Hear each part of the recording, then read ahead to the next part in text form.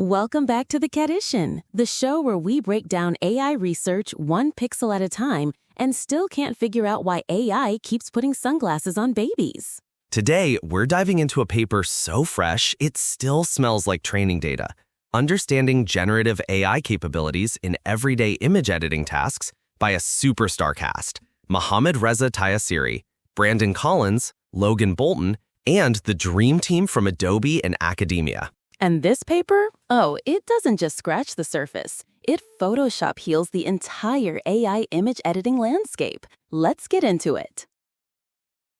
Before we start making fun of AI turning cats into teapots, let's ground ourselves. What even is PSR? PSR stands for Photoshop Request, a subreddit where real people post real image editing requests. You know, things like, can someone remove my ex from this prom photo? Make me look less sunburned. Turn this baby into a Jedi. Thanks in advance. And the genius of this paper, instead of making up requests in a lab, the researchers mined over a decade's worth of real-world editing requests from PSR. That means they weren't analyzing what AI thinks people want. They looked at what humans actually ask for. So, PSR isn't just internet gold. It's a natural laboratory for testing AI's editing powers in the wild, from mundane tweaks to surreal transformations. It's also the largest dataset of its kind, 83,000 requests and 305,000 edits spanning 2013 to 2025. So yeah, it's kind of a big deal. And that's why this paper and this episode is all about PSR. Because if AI wants to replace your favorite Photoshop wizard, it needs to survive the Reddit battlefield first.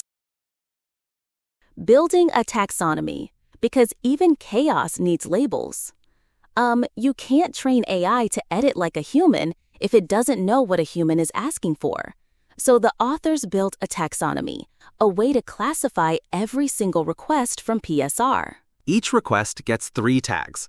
Subject, what's being edited, like a person, object, or background. Action verb, what's supposed to happen. Delete, add, change, glamify. Creativity level, how freeform the request is. Are we retouching red eye or turning your mom into a moon goddess? They even used WordNet synsets to semantically map subject labels. So dog, puppy, and canine overlord all fall under the same umbrella. This makes it more human-friendly and more AI digestible. You're not just training the model to click buttons, you're training it to understand intent. What people actually ask for, spoiler, it's deletion therapy. The number one action people ask for? Delete.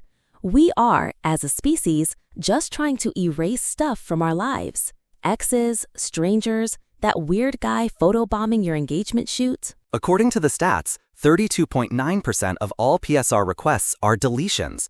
But here's the twist. This is also one of the hardest tasks for AI to get right. Because low creativity tasks, like remove the trash can or fix the lighting, demand precision, not imagination. And AI? It's more of a vibes editor. I asked an AI to remove glare from my dog's eyes. It removed the glare and then gave the dog perfect teeth, lip gloss, and a mysterious beach house in the background. But when you ask for high creativity edits, like make this look magical or add a UFO, AI's like, finally, my time has come. Human versus AI, the Photoshop smackdown. So how do human editors stack up against AI? The researchers tested that with a curated set of 328 real editing requests called PSR 328. Each request had one human edit and one AI edit. Then real people voted which one better satisfied the original request. And the result? Humans won 66% of the time. AI only got 25.8% of the votes. The rest were ties or meh.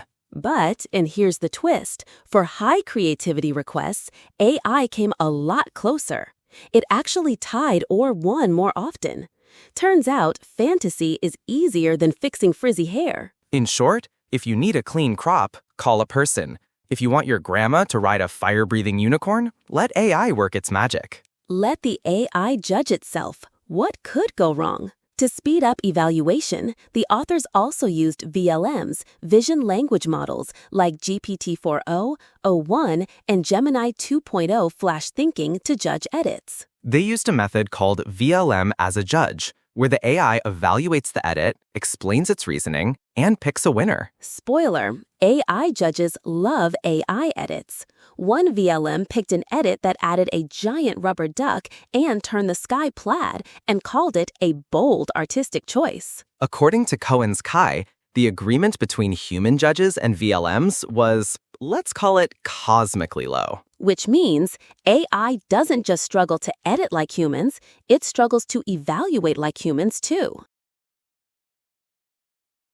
Iterative editing, or how I became a potato. Here's where things get spooky.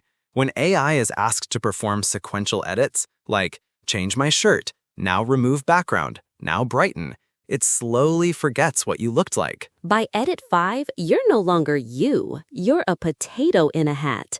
This is called identity drift, and it's measured using the Dino V2 distance between images. Basically, the more steps AI takes, the more it warps your face, especially if you're a person. So yeah, AI is great for one-shot fantasy edits, but try to give it a to-do list and you end up looking like a 3D printed wax figure of yourself. So, what's AI good at? Despite all that, AI still shines in some areas. It handles high creativity tasks well. Adding, blending, transforming. It often improves visual aesthetics, even if unprompted. It can riff on fantasy edits better than most of us can dream up. Where it fails? Precision editing. Low creativity tasks. Preserving identity in iterative edits. Following instructions exactly. No, I didn't ask for a moon background and lip gloss, Steve.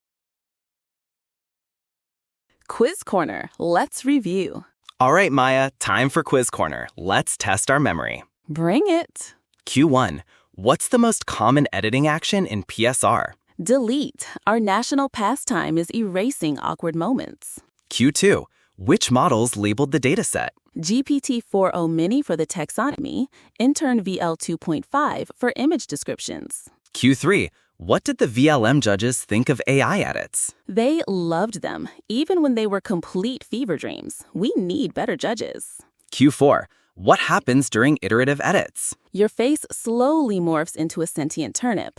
AI identity preservation still needs work. Final thoughts and shoutouts. So here's the deal. This paper shows that while AI is super impressive, it's not ready to take over your local Photoshop guru's job just yet. If anything, it's more like that enthusiastic intern who means well, but just turned your family reunion photo into a sci-fi poster. Huge shout out to the authors, Taxiri, Collins, Bolton, Lai, Dernancourt, Bowie, and Nowen for turning Reddit randomness into a rigorous dataset that advances generative AI research. You can check it out at psrdataset.github.io. See the data, try the edits, maybe even challenge an AI editor yourself. And if you liked this episode, subscribe, review, or just send us your worst photo and we'll ask GPT-4o to make it majestic. Until next time, stay creative, stay curious, and keep Grandma's face intact.